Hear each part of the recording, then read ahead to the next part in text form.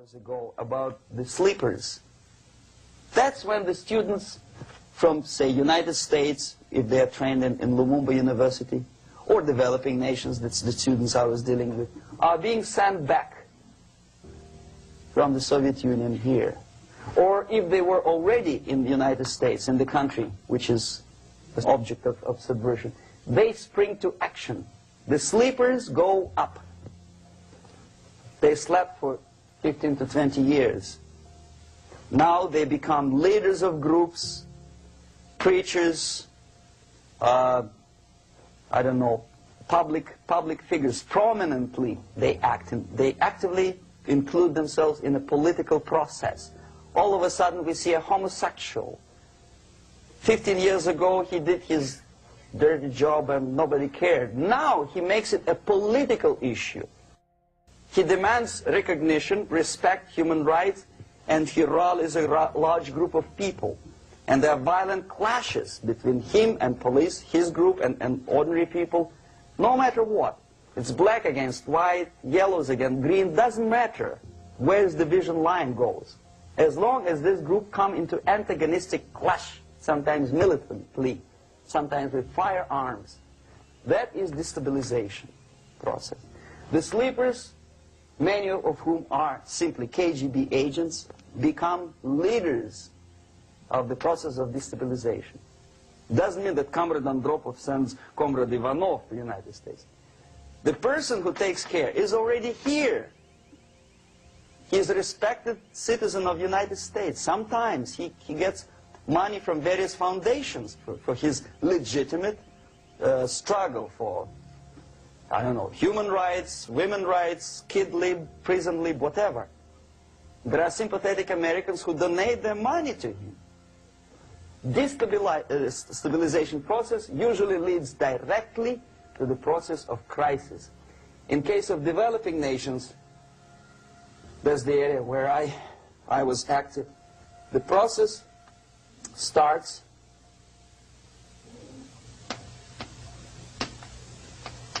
when the legitimate bodies of power, the social structure collapse. It cannot function anymore. So instead, we have artificial body injected into society, such as non-elected committees. You remember I was talking about them here. Social workers who are not elected by people, media who are self-appointed rulers of your opinion, some strange groups which claim that they know how to lead society forward. They don't usually. All they care is how to collect donations and sell their own concocted ideology, mixture of religion and ideology. Here, we have all this artificial body claiming power. If the power is denied to them, they take it by force. In case of Iran, for example, all of a sudden we have revolutionary committees. What kind of revolution? There was no revolution yet, and yet they had the committees. They were taking power of judgment. They had the power of execution, they had the power of legislation, and that they had the power of judicial. All of them combined in one person, who is half-baked intellectual, sometimes graduated from Harvard University or Berkeley.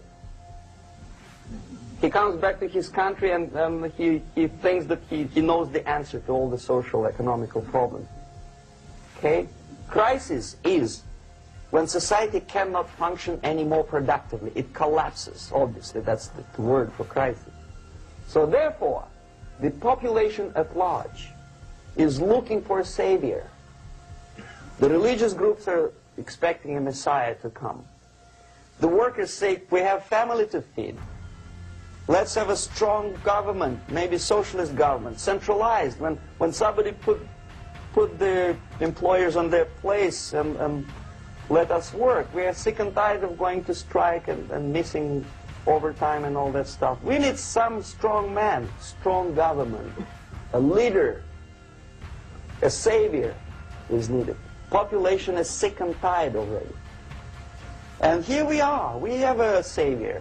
Either a foreign nation comes in, or the local group of leftists, Marxists, no matter what they call themselves, Sandinista, a reverend or some sort, Bishop Muzureva, like in Zimbabwe, doesn't matter.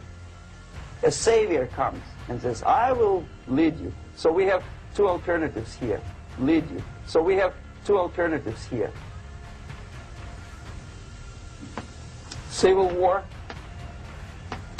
and invasion. Okay? See how it goes?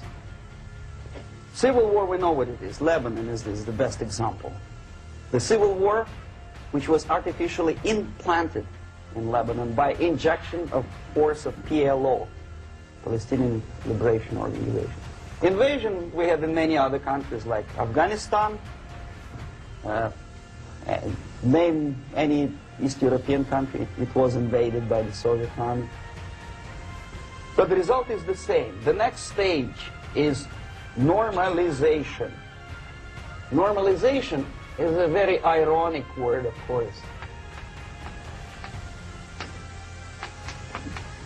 It is borrowed from 1968 situation in Czechoslovakia, when the Soviet propaganda and after them New York Times declared the country is normalized. The tanks moved into Prague, so there is no more Prague Spring, there is no more violence. Normalization. At that stage, the self-appointed rulers of the society don't need any revolution anymore. They don't need any radicalism anymore. So this is the reverse from destabilization. Basically, it is stabilizing the country by force. So all the sleepers and activists and social workers and liberals and homosexuals and professors and Marxists and Leninists are being eliminated physically sometimes. They've done their job already. Okay? They are not needed anymore. The new rulers need stability to exploit the nation, to exploit the country, to take advantages of the victory. So no more revolutions, please. Normalization now. From now on, no more strikes, no more homosexuals, no more women lib, no more kid lib, no more lib, period. A good, solid, democratic, proletarian freedom. That's it. Now, to reverse this process takes enormous effort.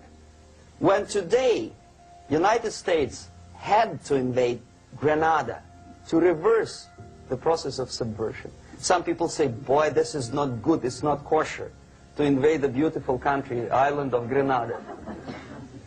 Well, why didn't you stop the process here, when Grenada was just approached by leftists? Why not to prevent Maurice Bishop to come in power in the first place? Did Grenadians want him? Very questionable. They didn't know who was Maurice Bishop in the first place. He came to power by coup d'etat himself. Okay? No, we let the situation develop further and further and further until the crisis and normalization very soon. And then the United States decided to invade country, discovering that the country was absolutely a military base for the Soviet Union. Of course it's a drastic measure. Of course it's a pity that Marine Corps had to lose, what, 17 lives. Very bad. Why not to stop the process before it comes to crisis? Oh, no, intellectuals will not let you. It's interference into domestic affairs. They're very careful not to let American administration to interfere in domestic affairs of Latin American countries. They don't mind Soviet Union interfere in this affair. Okay. So to reverse this process, from here, it takes only and always military force. No other force on earth can reverse this process at this point. At this point, it does not take military invasion of the United States Army. It takes strong action, like in Chile, a CIA covert involvement to prevent the savior from outside to come into power and to stabilize country before it erupts into civil war.